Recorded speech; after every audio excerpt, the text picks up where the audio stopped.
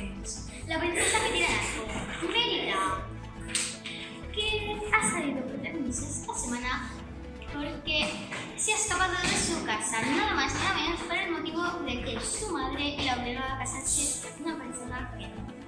Damos paso a la reportera. I ara, tot seguit, entrevistarem a 6 nens de Barcelona que han sigut testimonis d'aquest fet. Benvinguda, Abril! Per començar, jo crec que no és just que li obliguin a casar.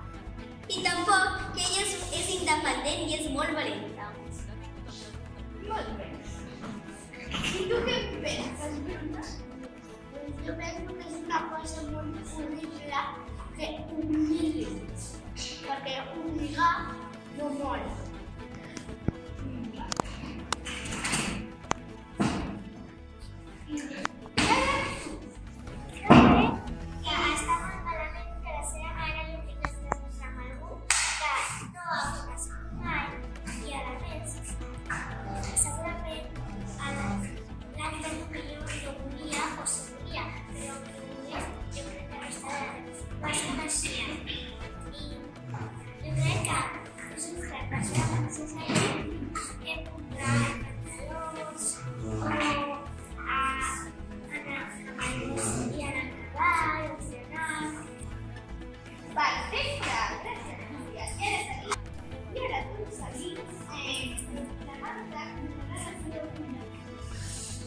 Jo crec que la seva mare té malament perquè li obliga a la Mèrida a casar-se amb una que estima.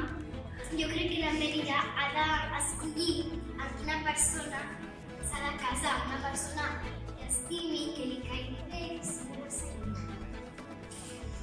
Molt bé! Jo crec que la Mèrida no es pot obligar a casar-se perquè és un injust.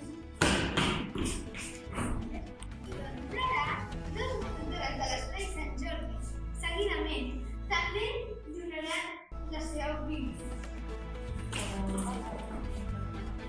Bueno, nosaltres creiem que...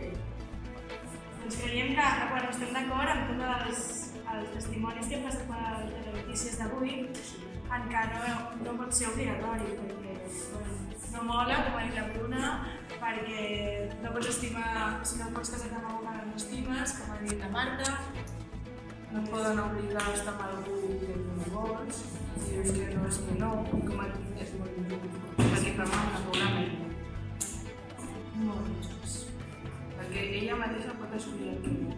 Per tant, és ser independent. Bueno, i la solució llavors? Podríem posar-nos d'acord entre tots, fer una reunió... Ho veiem en el pròxim capítol, no? Molt bé.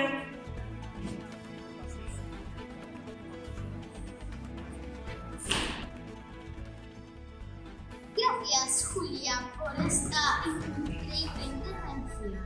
Gracias también a los que han hablado. Y seguimos.